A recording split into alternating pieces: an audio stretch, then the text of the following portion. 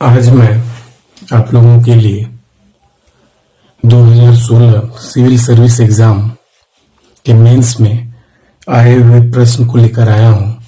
ठीक है, स्वतंत्रता संग्राम में प्रश्न है, स्वतंत्रता संग्राम में विशेष तौर पर गांधीवादी चरण के दौरान महिलाओं की भूमिका का विवेचना कीजिए या विवेचन कीजिए। ठीक है, सिविल सर्विस एग्जाम 2016 मेंस का ये प्रश्न था। ठीक है, देखिए इसमें किस प्रकार से आप बढ़िया बना के आप लिख सकते हैं मेंस में, जिससे कि आपका रैंक अच्छा आए। हिंदी माध्यम के विद्यार्थियों का रैंक अक्सर थोड़ा पीछे रहता है। देखिए, सिविल सर्विस एग्जाम 2016 में प्रश्न था, उसका आंसर क्या होगा। ठीक है, भारत का स्वतंत्रता संघर्ष का इतिहास महिलाओं के योगदान के बिना अधूरा है। देखिए, जब आप शुरुआत करते हैं मेंस में तो आपको किस प्रकार से आप लिखेंगे, ठीक है, कि अच्छा मार्क्स मिलेगा। एक तो राइटिंग बढ़िया होना ही चाहिए आपका। राइटिंग के साथ साथ आपका क्या मैटर करता है, जो आप लिखेंगे वो बिल्कुल जबरदस्त होना चाहिए, जो कि पढ़ने वाले जो प्रोफेसर हैं उनके दिमाग पर अमिट छाप छूट जाए। इस प्रकार से आपको लिखना है। थोड़ा लेखन शैली का भी विकास आपका होना चाहिए। भारत का स्वतंत्रता संघर्ष का इतिहास महिलाओं के योगदान के बिना अधूरा है। शुरुआत आप इस तरीके से कर रहे हैं। फिर आप आगे लिखते हैं कि स्वतंत्रता आंदोलन का संपूर्ण इतिहास भारत देश की हजारों महिलाओं के साहस, त्याग और बलिदान से पूर्ण है। शुरू में आप एक तरह से भूमिका आप लिख रहे हैं। अभी कुछ भी आप नहीं बता रहे कि किसने क्या योगदान दिया। आप अभी स्टार्टिंग में किसी भी प्रश्न के स्टार्टिंग में आप क्या करते हैं, भूमिका लिखते हैं। ठीक है, ताकि प्रश्न की प्रकृति का आपको पता चले और जो पढ़ने वाला है उसको लेखन शैली का भी आपका पता चले। आपने लिखा पहले लाइन में कि भारत का स्वतंत्रता संघर्ष का इतिहास महिलाओं के योगदान के बिना अधूरा है। स्वतंत्रता आंदोलन का संपूर्ण इतिहास भारत देश की हजारों महिलाओं के साहस, त्याग और बलिदान से पूर्ण है। स्वतंत्रता संघर्ष के दौरान गांधी जी महिलाओं की भागीदारी को प्रोत्साहित करने का कार्य करते थे। महिलाएं आजादी के लिए गांधी युग से पूर्व भी प्रयासरत थी। थोड़ा सा भूमिका में ये बातें कही जा रही, जबकि आपको जो है यहाँ पे देखिए क्या है, स्वतंत्रता संग्राम में विशेष तौर पर गांधीवादी चरण के दौरान कहा जा रहा है। विशेष तौर पर, प्रश्न को ध्यान से समझिए, विशेष तौर पर गांधीवादी चरण के बारे में यहाँ पे चर्चा करना है। लेकिन आप विशेष तौर का मतलब क्या है, आपको 80 to 85% आपको जो संकेंद्रण है, सेंट्रलाइज आपको करना है क्वेश्चन का आंसर लिखने में, वो गांधीवादी पर होगा। उसके बाद में गांधी जो युग था, जैसे 1917 से लेके 1915 से लेके आपका जो बाद के चरण है, ठीक है, वहां तक आप देखेंगे, आजादी के समय तक का आप लिखेंगे। लेकिन उससे पहले भी यहाँ पे बातें कही जा रही कि महिलाएं आजादी के लिए गांधी युग से पूर्व भी प्रयासरत थी। जैसे तो जो विशेष तौर पर कहा गया है 85 to 90% आपको फैक्ट्स यहां से लिखने हैं। अब बाकी जो 15 to 10% आपका रहता है, 15 से लेके 10 से 15%, ठीक है, वो आप आउटसाइड से थोड़ा सा पहले का भी आप क्या कर सकते हैं, कॉन्सेप्ट आप दे सकते हैं कि ये बातें थी। अब देखिए, गांधी युग से पूर्व महिलाओं की भागीदारी के बारे में थोड़ा सा आपको बताना है। क्योंकि विशेष तौर पर कहा गया है, तो जो 15% है, 10%, वो आप इधर उधर का भी आप चर्चा कर सकते हैं।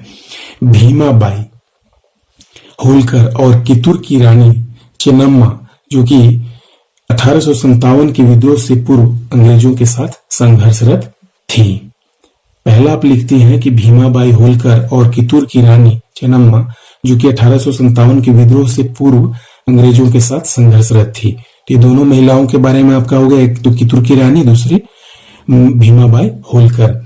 अब चलिए आगे, 1857 के विद्रोह में रानी लक्ष्मीबाई के योगदान के बारे में आप जानते ही हैं। बेगम हजरत महल ने मैदान में उतरकर अंग्रेजों के साथ युद्ध किया। तो ये 1857 से पहले, ये है 1857 के समय का। अब उसके बाद में आगे चलते हैं। स्वतंत्रता संघर्ष के दौरान एनी बेसेंट ने होम रूल लीग आंदोलन के सहारे भारतीयों को राजनीतिक अधिकार दिलाने की पहल की थी। बहुत बढ़िया से आप जान रहे हैं एनी बेसेंट के बारे में, ठीक है। स्वतंत्रता संघर्ष के दौरान एनी बेसेंट ने होम रूल लीग आंदोलन के सहारे भारतीयों को राजनीतिक अधिकार दिलाने की पहल की थी। गांधीवादी युग में महिलाओं का योगदान, ये तो हो गया आपका गांधीवादी युग से पहले, जिसमें कि आपका एनी बेसेंट का नाम आ गया, वो भी महिलाएं थी। उसके बाद में महिला थी, उसके बाद में रानी लक्ष्मीबाई बेगम, हजरत महल की बात आपने कर लिया। उसके बाद में भीमाबाई होलकर और कितूर की रानी। ठीक है, चूंकि आप यूपीएससी का मेंस एग्जाम दे रहे हैं, तो आपका जो लेखन शैली, साथ साथ हैंड राइटिंग, साथ के साथ जो आप फैक्ट्स दे रहे हैं, फैक्ट्स भी दमदार होने चाहिए। ठीक है, ये तो आपने 15% जो विशेष तौर से पहले की आपने चर्चा कर ली, अब विशेष तौर वाले पोर्शन पे आप आ रहे हैं। ठीक है, गांधी युग में महिलाओं का योगदान अब देखेंगे कि क्या है। गांधी युग के दौरान महिलाओं ने गांधी जी के विभिन्न आंदोलनों में अपनी महत्वपूर्ण भूमिका निभाई। ये तो हम भूमिका लिख रहे हैं, ठीक है, क्या क्या है उसके आगे हम लोग देखते हैं उसमें क्या क्या है।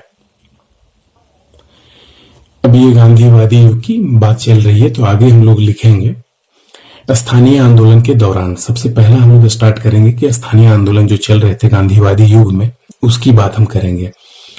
गांधी जी के क्षेत्रीय आंदोलन, जैसे कि आप जानते हैं, जैसे सत्याग्रह, चंपारण का जो विद्रोह हुआ था, ठीक है, चंपारण में जो आंदोलन हुआ था वो अहमदाबाद, ठीक है, अहमदाबाद केवल लिखा हुआ, लेकिन अहमदाबाद में मील हड़ताल जो हुआ था वो, खेड़ा आंदोलन में प्रभावती देवी, राजवंशी देवी, राजवंशी देवी को आप लोग जानते होंगे कि राजेंद्र प्रसाद जी की पत्नी थी, ने प्रमुख भूमिका निभाई। तो अब आप क्या कैसे बात कर रहे हैं, देखिए लिखने का कॉन्सेप्ट आप कैसे लिखेंगे। स्थानीय आंदोलन के दौरान क्या हुआ था, गांधी जी के क्षेत्रीय आंदोलन जैसे सत्याग्रह, चंपारण, अहमदाबाद, खेड़ा आंदोलन में प्रभावती देवी, राजवंशी देवी जो कि राजेंद्र प्रसाद की पत्नी थी, ने प्रमुख भूमिका निभाई। आगे लिखते हैं आप, प्रभावती और राजवंशी देवी ने चंपारण सत्याग्रह के दौरान पर्दा प्रथा, ठीक है, यहां पर ये मिस्टेक हो गया है, पर्दा प्रथा, अस्पृश्यता, अशिक्षा के विरुद्ध संघर्ष छेड़ा। ठीक है, यहां पर देखिए कि प्रभावती और राजवंशी देवी ने क्या क्या काम किया। चंपारण सत्याग्रह के दौरान पर्दा प्रथा, अस्पृश्यता अर्थात छुआछूत, अशिक्षा के विरुद्ध संघर्ष को छेड़ दिया। ठीक है, अहमदाबाद मजदूर आंदोलन के दौरान अनुसुईया बहन, इनके बारे में जानिए कि अनुसुईया बहन जो थी वो साराभाई मिल मजदूरों के साथ अपने भाई अंबालाल साराभाई, देखिए अंबालाल साराभाई के बारे में आप जान लीजिए कि अंबालाल साराभाई वही हैं जहां पे अहमदाबाद मिल हड़ताल हुआ था, उसमें जिसमें कि महात्मा गांधी ने साथ दिया था मजदूरों का। उसमें क्या है कि जो ऑनर का नाम है, अहमदाबाद मिल के ऑनर का नाम था वो था अंबालाल साराभाई, और इनकी जो बहन थी उनका नाम था अनुसुईया बेन। ठीक है, तो अनुसुईया बेन साराभाई मिल मजदूरों के साथ अपने भाई अंबालाल साराभाई के विरुद्ध अडिग खड़ी हो गई। कहने का अर्थ ये हुआ कि अंबालाल की जो बहन अनुसुईया बेन थी वो अपने भाई के ही विरुद्ध हो गई। तो अपने भाई के विरुद्ध अगर हो गई तो इससे साफ स्पष्ट होता है कि जो मजदूर थे और मजदूर के साथ में गांधी जी थे, इनके साथ में अनुसुईया बेन हो गई। ठीक है, और अपने भाई के विरुद्ध हो गए। अब आगे चलते हैं, ये हमने लिख दिया। उसके बाद आगे है, खेड़ा सत्याग्रह के दौरान कस्तूरबा गांधी जो कि महात्मा गांधी की वाइफ थी, ठीक है, मीराबेन मणिबेन पटेल ने महिला भवन मंडल का गठन कर लिया। ठीक है, महिला भजन मंडल का गठन किया, ये आप याद कर लेंगे आगे। ठीक है, आगे देखते हैं कि असहयोग आंदोलन के दौरान, इस आंदोलन में महिलाओं में प्रमुख योगदान सरोजिनी नायडू का रहा। ठीक है, जिन्होंने केसरी हिंद, ठीक है, जो स्वर्ण मेडल था उसको वापस कर दिया। बंगाल में स्वयं संगठन के रूप में महिलाओं ने अपना योगदान दिया। स्वयं महिला संगठन, ठीक है, में प्रमुख नाम नारी कर्म मंदिर, महिला कर्म समाज आदि सविनय अवज्ञा आंदोलन के दौरान नमक सत्याग्रह में सरोजिनी नायडू ने नमक कानून तोड़ा। महिलाओं के नेतृत्व करने में प्रमुख नाम कमला नेहरू, कमला देवी चट्टोपाध्याय, दुर्गाबाई देशमुख जैसी सशक्त और ईमानदार महिलाओं की थी। एस मधुलक्ष्मी रेड्डी और अनुसुईया बेन पटेल ने प्रांतीय विधान परिषद की सदस्यता से इस्तीफा दे दिया। तो उस समय क्या होता था कि उस समय आप याद करेंगे और याद रखेंगे कि उस समय में ऐसा कोई भी व्यवस्था नहीं था कि आप विधान परिषद के थ्रू आप संसद में जाए, उस समय आप समझिए कि विधान परिषद की व्यवस्था थी जिसमें कि इलेक्टेड होके लोग जो है जाते थे जनता के प्रतिनिधि के रूप में। तो उन्हीं में से थी, एक थी एस मधुलक्ष्मी रेड्डी और दूसरी थी अनुसुईया बेन पटेल। तो इन्होंने क्या किया, अनुसुईया बेन पटेल वही थी जो बहन थी अंबालाल साराभाई के, जो कि अहमदाबाद मिल वाले में हम लोग पढ़ चुके हैं। तो अनुसुईया बेन पटेल ने प्रांतीय विधान परिषद की सदस्यता से क्या की, इस्तीफा दे दिया। ठीक है, अब आगे देखते हैं। अब देखते हैं आगे क्या लिखते हैं। ये खत्म हो जाएगा यहाँ के बाद, ठीक है, ये कंप्लीट हो जाएगा आंसर।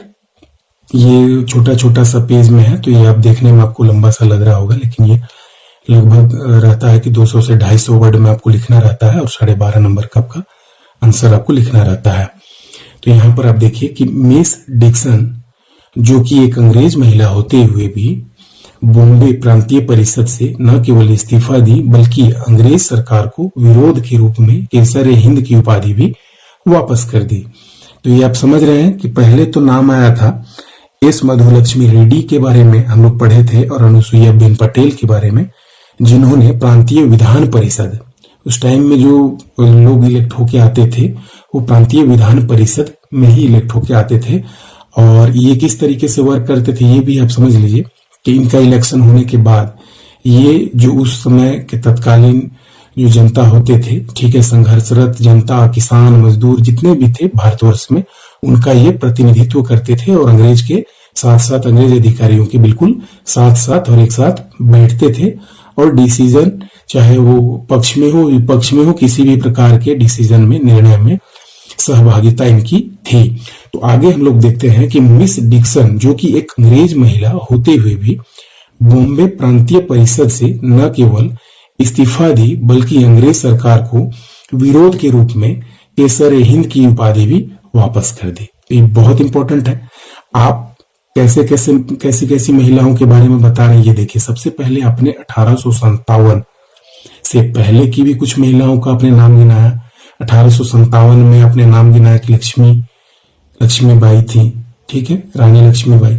उसके बाद में आप आगे चले, जो गांधीवादी युग की बात आप करने लगे, ठीक है, जिसमें कि आप चंपारण आंदोलन, ठीक है, मजदूर आंदोलन जो अहमदाबाद में हुआ था, मिल हड़ताल जिसको कहते हैं, उसमें खेड़ा आंदोलन, सब में आपने चर्चा किया।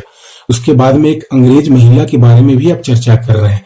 तो इससे क्या है कि आपका मार्क्स कहीं भी कम नहीं होगा, बिल्कुल आपको बढ़िया मार्क्स आपको मिलेगा जब आप इस तरीके से लिखते हैं जिसमें कि सभी बातें समग्र रूप से शामिल रहती हैं। तब आप देखिए, मिस डिक्सन नाम है, अंग्रेज अधिकारी का है या अंग्रेज महिला है उनका, मिस डिक्सन, जो कि एक अंग्रेज महिला होते हुए भी बॉम्बे प्रांतीय परिषद से न केवल ये इस्तीफा देती हैं, बल्कि अंग्रेज सरकार को विरोध के रूप में केसर हिंद की उपाधि को वापस कर देती हैं।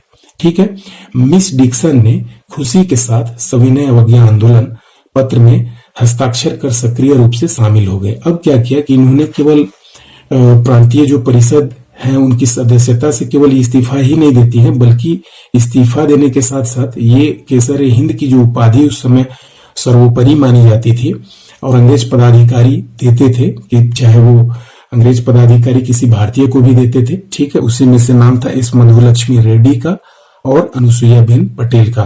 तो इन्होंने भी क्या किया था कि प्रांतीय विधान परिषद से क्या किया था, इन्होंने सदस्यता से इस्तीफा दे दिया था। लेकिन ये जो है मिस डिक्सन, ये केसर हिंद की उपाधि को लौटा देती हैं अंग्रेज सरकार को, ठीक है, अंग्रेजी सरकार को। अब आगे देखिए, उसके बाद में क्या करती है मिस डिक्सन ने खुशी के साथ सविनय अवज्ञा आंदोलन, जो कि महात्मा गांधी द्वारा चलाया जा रहा था, उस पत्र में हस्ताक्षर कर सक्रिय रूप से शामिल हो जाती हैं। अब आगे देखते हैं, भारत छोड़ो आंदोलन के दौरान अरुणा आसफ अली और सुचिता कृपलानी, ठीक है, अरुणा आसफ अली और सुचिता कृपलानी दो महिलाएं हैं। उन महिलाओं में थी जो इस आंदोलन का प्रमुख सूत्रधार बनी। अहिंसा के माध्यम से संपूर्ण भारतवर्ष के लोगों को सहयोग हेतु आह्वान किया इन्होंने। अब आइए उषा मेहता के बारे में जानिए। ये सभी देखिए कितना आप चर्चाएं कर रहे हैं, महिलाओं की भागीदारी के बारे में आप बता रहे हैं। और ये आप मान के चलिए कि सिविल सर्विस एग्जाम में महिलाओं से संबंधित प्रश्न रहेगा ही रहेगा, ठीक है, ये आप मान के चलिए। कोई भी पीएससी पब्लिक सर्विस कमीशन, चाहे वो स्टेट का हो चाहे यूनियन पब्लिक, आपको महिला सशक्तिकरण, विमेन एम्पावरमेंट के कारण आपको प्रश्न रहेगा ही रहेगा, आपके पास ये प्रश्न आएगा ही आएगा। आगे चलते हैं। उषा मेहता ने रेडियो से स्वतंत्रता का पहला भाषण दिया। तो आपसे ऑब्जेक्टिव में भी पूछा जा सकता है कि जो स्वतंत्रता जो आंदोलन चल रहा था उस टाइम में कौन सी महिला थी जिन्होंने स्वतंत्रता का पहला भाषण दिया था रेडियो में, तो आपका नाम आता उषा मेहता का। इस भाषण के दौरान संपूर्ण भारतवर्ष के किसान, पुरुष तथा महिलाओं को अंग्रेजों के विरुद्ध एक साथ खड़ा होने तथा इस आंदोलन में सक्रिय रूप से भाग लेने हेतु प्रेरित किया। भाषण में ही जो उषा मेहता थी वो कहती है कि भारतवर्ष के किसान आप एक हों, एकजुट रहें और अंग्रेज के विरुद्ध आप खड़े रहें, और साथ के साथ जो अन्य लोग थे, जनसाधारण थे, उनका भी उन्होंने आह्वान किया कि आप लोग एकजुट होकर अंग्रेजों के विरुद्ध खड़े होकर एक स्वर में आवाज उठाइए। ठीक है, ये बातें कही उषा मेहता जी ने। अब आगे चलते हैं। अतः गांधीवादी युग में महिलाओं ने हिंसात्मक एवं अहिंसात्मक दोनों रूपों में स्वतंत्रता संग्राम में सक्रिय रूप से भाग लेने के साथ साथ अपनी संपूर्ण समर्पण भावना के साथ बढ़ चढ़कर हिस्सा ली, जिनके योगदान का संपूर्ण भारतवर्ष सदैव ऋणी रहेगा। तो जो आप लास्ट करेंगे उसमें भी आपको इस प्रकार से भाषा शैली को लिखना है जिससे कि जो पढ़ने वाले प्रोफेसर हैं उनका लगे कि ये सबसे अलग लिख रहा है, सबसे बेहतरीन लिख रहा है, तो वो मार्क्स आपको बेहतरीन देंगे। देखिए लास्ट लाइन कैसे है वो आप समझिए। अतः गांधीवादी युग में महिलाओं ने, एकदम साधारण शब्दों में, ये भी देखिए ऐसा भी नहीं है जो कि कुछ एस चांद का किताब उठा के देख लीजिएगा, आपका बहुत टफ हिंदी है, आप उस प्रकार से आप अगर लिखने बैठिए या फिर पढ़ने बैठिए तो कोई भी मार्क्स आपको मिलना नहीं है। जब आपका भाषा को कोई समझ ही नहीं पाएगा तो उससे कोई भी फायदा नहीं है। ठीक है, आप आसान शब्दों में और सही राइटिंग और सुंदर राइटिंग में आप लिखिए, आपको मार्क्स बेहतरीन मिलेगा। अतः गांधीवादी युग में महिलाओं ने हिंसात्मक एवं अहिंसात्मक दोनों रूपों में, चूंकि देखिए गांधीवादी युग है तो आपको हिंसा की बात आपको करनी ही चाहिए।